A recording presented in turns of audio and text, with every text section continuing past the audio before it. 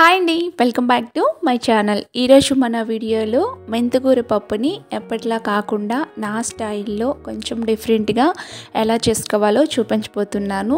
ఎప్పుడు చేసే విధంగా కాకుండా ఈ విధంగా ట్రై చేయండి, చాలా బాగుంటుంది. కమ్మగా రుచిగా ఈ మెంతికూర పప్పుని ఈ విధంగా చేసుకున్నామంటే చాలా టేస్టీగా ఉంటుంది. సో మరి ఈ మెంతికూర పప్పు ఎలా ప్రిపేర్ చేసుకోవాలో వీడియోలోకి వెళ్ళి చూసేద్దాం రండి. ఇప్పుడు స్టవ్ ఆన్ చేసుకొని స్టవ్ పైన ఒక కుక్కర్ని పెట్టుకొని ఇందులోకి 3 టేబుల్ స్పూన్ వరకు ఆయిల్ తీసుకోండి. నేను పప్పు తొందరగా ఉడకడానికి కోసం నేను కుక్కర్నే యూజ్ చేస్తున్నాను. మీరు నార్మల్ గిన్నెలోనైనా సరే పప్పు చేసుకోవచ్చు. సో ఇందులోకి సన్నగా కట్ చేసి పెట్టుకున్న ఒక మీడియం సైజు ఉల్లిపాయని ఇలా కట్ చేసేసుకొని వేసుకోవాలి.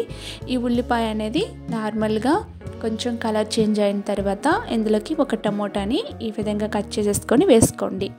ఇలా వేసుకొని చక్కగా ఈ ఆనియన్స్ టమాటా చక్కగా ఫ్రై అయ్యేంత వరకు కూడా ఫ్రై చేసుకోవాలి.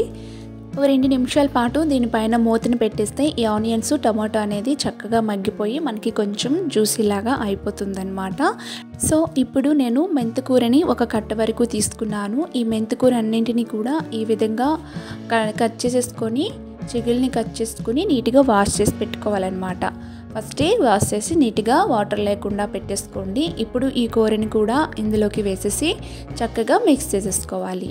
సో ఆకుకూరలు మనం ఎంత చేసినా సరే ఫస్ట్ ఎక్కువ అనిపిస్తుంది, అది ఫ్రై అయిన తర్వాత దగ్గరగా కొంచెం అయిపోతుంది అనమాట. సో ఎందుకంటే ఆకుకూరలో ప్రతి దాంట్లో కూడా వాటర్ కంటెంట్ ఎక్కువగా ఉంటుంది కాబట్టి అది ఫ్రై అయిన తర్వాత తక్కువ అయిపోతుంది కదా. సో ఇప్పుడు వచ్చేసి 1/2 స్పూన్ వరకు పసుపు, 1 టేబుల్ స్పూన్ సాల్ట్ మీ టేస్ట్కి సరిపడేసుకోండి. నేను 1 టేబుల్ స్పూన్ వేసుకున్నాను. అలాగే 1 టేబుల్ స్పూన్ కారం తీసుకున్నాను. మీరు తినే కారం బట్టి మీరు కారం వేసుకోండి.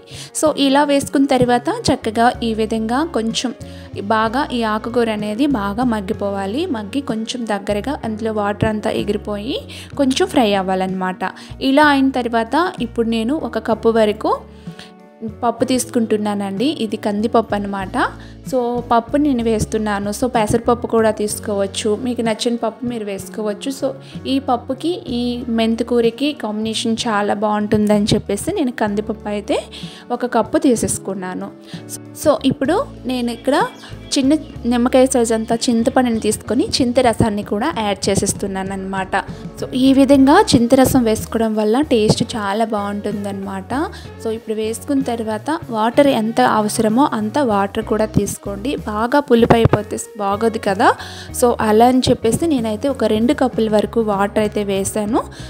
ఇంకా పప్పు బాగా ఉడికించుకోవాలన్నమాట. ఇప్పుడు కుక్కర్ పైన మూతని క్లోజ్ చేసేసుకొని దీన్ని ఒక 5 to 6 విజిల్స్ వచ్చేంత వరకు కూడా మనం ఉడికించుకోవాలి.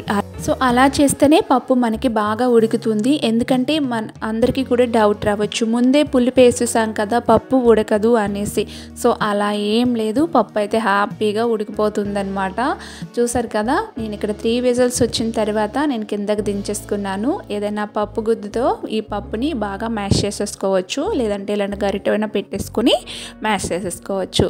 చాలా ఈజీగా ఇంకా తక్కువ టైంలో మనం ఈ మెంతికూర పప్పుని రెడీ చేసేసుకోవచ్చండి. సో ఇలా రెడీ చేసుకున్న ఈ పప్పులోకి దీనికి మంచి తాలింపుని పెట్టుకుందాము. ఆ తాలింపు వల్లే ఈ పప్పుకి అనేది మంచి టేస్ట్ యాడ్ అవుతుందన్నమాట.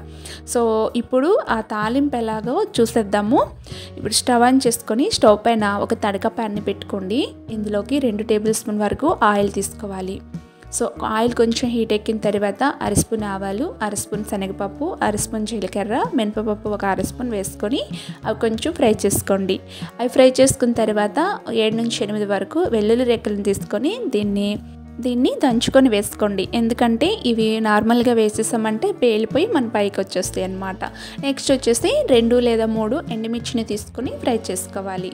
తర్వాత ఒక రెమ్మ వరకు కరివేపాకు వేసుకొని చక్కగా ఫ్రై చేసుకుంటే ఈ తాలింపు చాలా చాలా బాగుంటుందన్నమాట ఈ మెంతికూర పప్పులోకి. సో నేను చెప్పేటట్టుగా ఈ తాలింపు ఈ విధంగా మీరు చేసి మెంతికూర పప్పులోకి యాడ్ చేశారంటే చాలా బాగుంటుంది పప్పు టేస్ట్ అనమాట. సో ఆల్మోస్ట్గా ఇక్కడ అన్నీ ఫ్రై చేసుకున్న తర్వాత పప్పులోకి ఈ విధంగా యాడ్ చేసేయడమే. సో ఇలా వేసుకున్న తర్వాత ఒకసారి చక్కగా మిక్స్ చేసేసుకోండి. పప్పు అంతా కూడా మిక్స్ చేసేసుకోవాలి. సో ఇలా మిక్స్ చేసేసుకున్న తర్వాత ఇప్పుడు ఒక బౌల్లోకి తీసుకుని సర్వ్ చేసుకోవడమే. చాలా టేస్టీగా ఉంటుంది. చూసారు కదా, సింపుల్గా తొందరగా అయిపోయే ఈ మెంతికూర పప్పుని ఎలా ప్రిపేర్ చేసుకోవాలో చూసారు కదా. మీరు కూడా ట్రై చేయండి, చాలా బాగా వస్తుందన్నమాట. మీరు ట్రై చేశాక మీ ఫీడ్బ్యాక్ని నాతో షేర్ చేసుకోవడం అస్సలు మర్చిపోవద్దు. ఇప్పుడు ఈ పప్పుని సర్వింగ్ బౌల్లోకి తీసుకొని సర్వ్ చేసుకుందాము. వేడివేడి అన్నంలోకి ఈ పప్పు కనుక ఇలా తీసుకొని తిన్నామంటే చాలా బాగుంటుంది. ఇంతకంటే మరీ పల్చుగా ఉన్నా బాగోదు, ఇంకా చిక్కగా అయిపోయినా బాగోదన్నమాట.